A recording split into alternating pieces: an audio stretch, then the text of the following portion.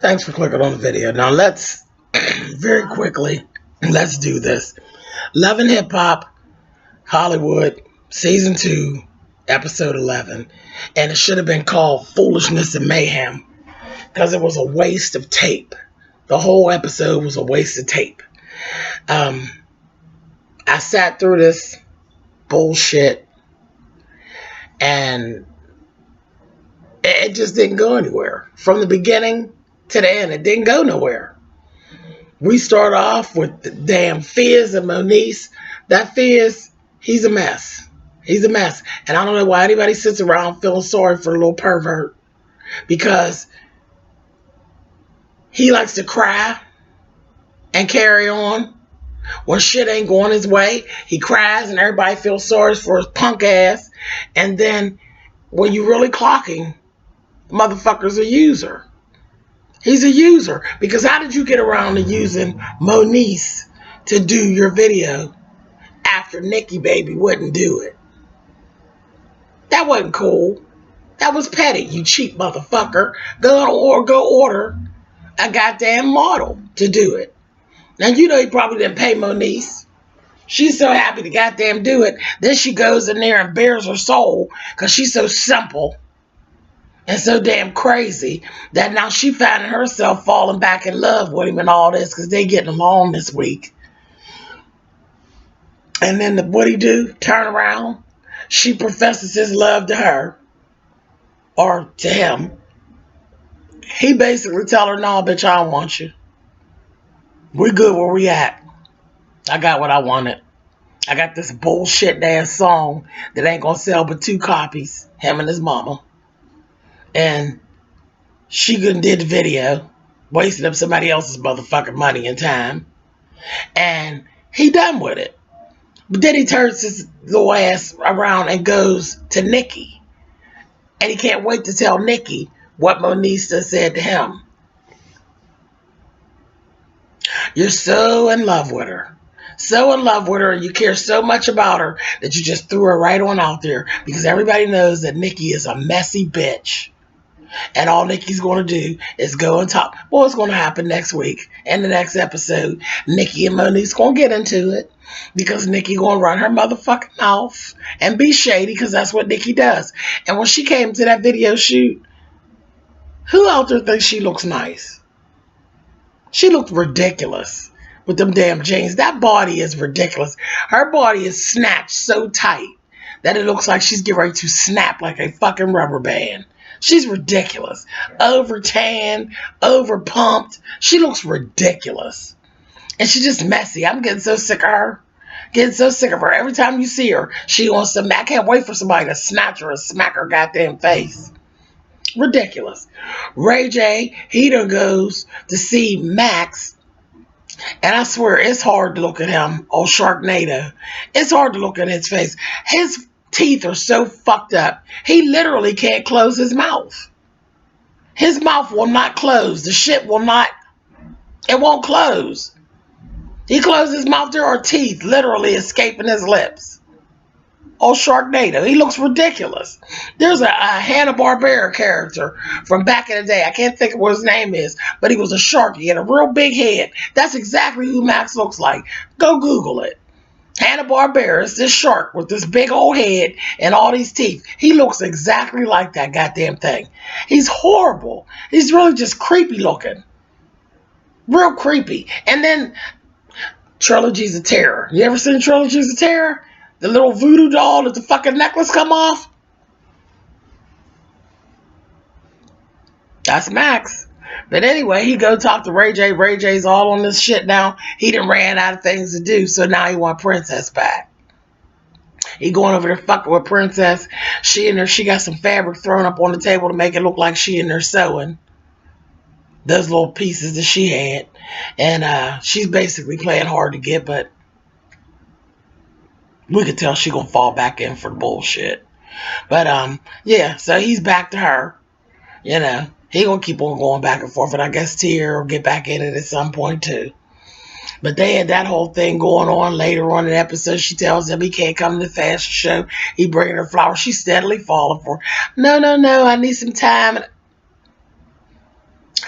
Foolishness and mayhem, I'm telling you. Foolishness and mayhem. Tierra meets up with Moniece.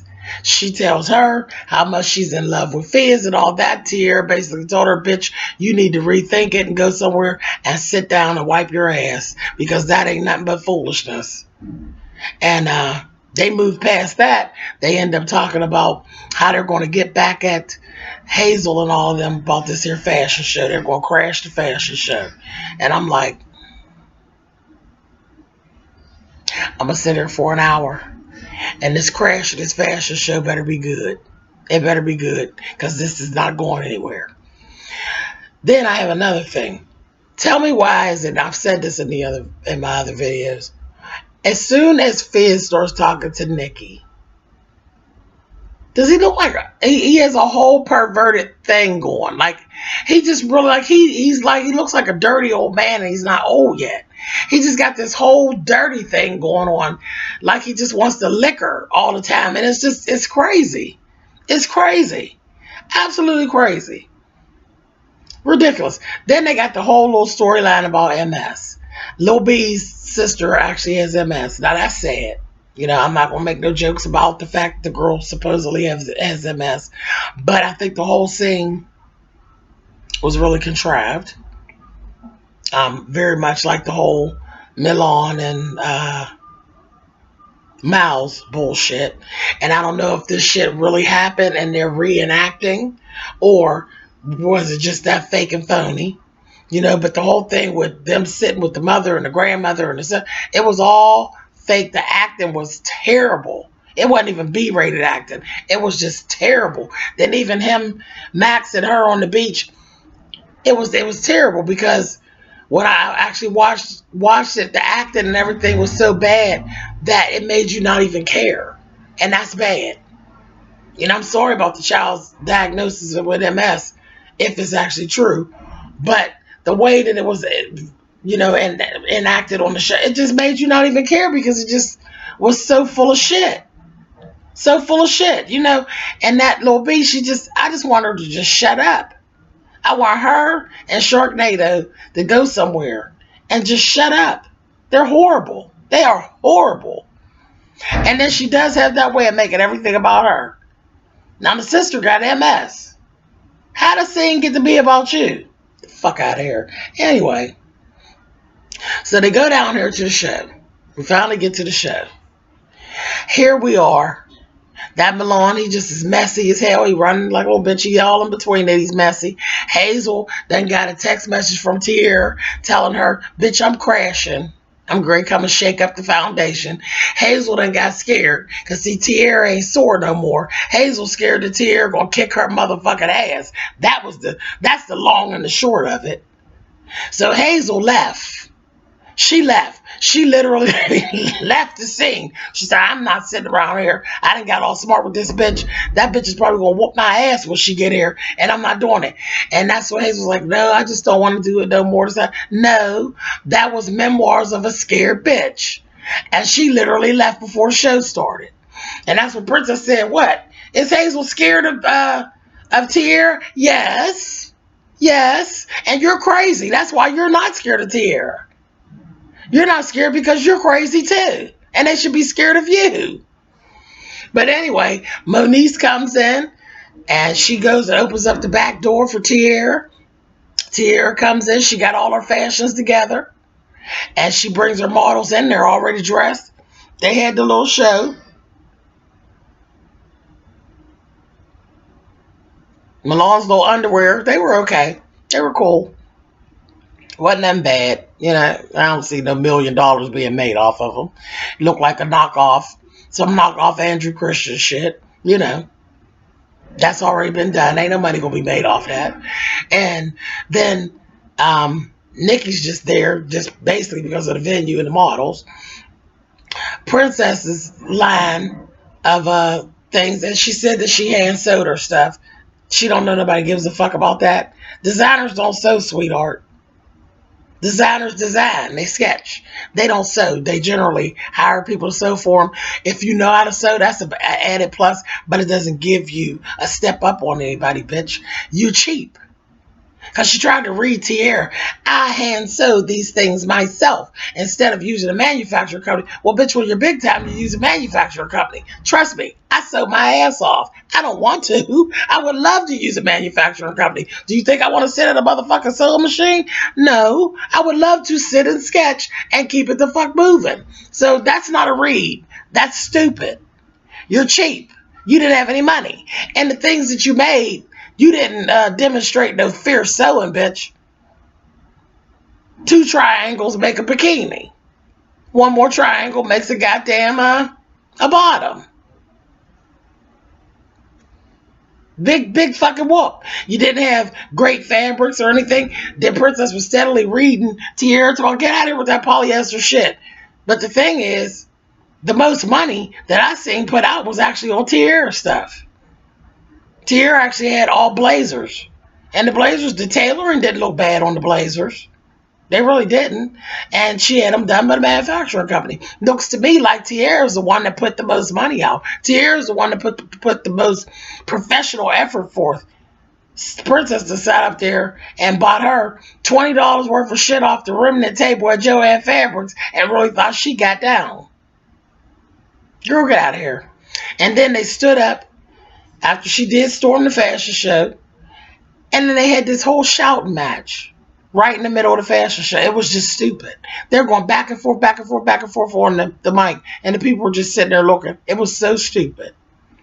It was so stupid, asinine, and childish. And I could honestly tell you, any buyers that were in the audience, not going to buy nothing from none of the 3 of them. And anybody who was looking on, not going to deal with none of the 3 of them because they all looked like jackasses standing up there arguing. It was ridiculous. And it was boring. And the show wasn't a shit. And it was a waste of a fucking hour. Then they had this whole meeting at the end to discuss how unprofessional things went. And of course we got, why is Moniece even at this meeting? You know, Moniece and Princess get to go out and they're throwing drinks at each other. Just, this episode didn't go nowhere. It didn't go nowhere. Wasn't no good fight. Wasn't no good fashions. Wasn't nothing. It was just some bullshit. And then Miles and Amber just then made on up. Just like that. Oh, I had a fight with my nephew. I'm at it with my family. And oh, but I forgive you. Oh, I told the baby that she was a fag, honey. Oh, I wish you hadn't done that. Oh, I want to tell her before anybody else told her. Okay. Ridiculous. I'll be so glad when this shit is over. I don't know about this one, Mona. You ain't hold me with this. This wasn't even a filler episode. This was just pitiful. This episode was absolutely pitiful. But I'll be back next Monday to see what the fuck's going on. Shit, maybe they'll get a good fight going next week or something. I think it will because Moniece and Nikki. I'm rooting for Moniece. I don't even like Moniece, but I'm rooting for her to put her hands around Nikki's motherfucking neck. So maybe I'll get that next Monday and that'll reprieve you. Come on, Mona, bring it on through. Anyway, that's it for this bullshit. I ain't going no further, child. 13 minutes, that's enough of this garbage. Thumbs up, thumbs down. You all know how that works. I will talk to you guys next Monday. One last thing, y'all.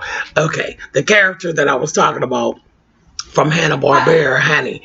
The character's name is Jabberjaw. Jabberjaw is who Max looks like. He fucking looks like Jabberjaw. All right, y'all. See y'all next Monday.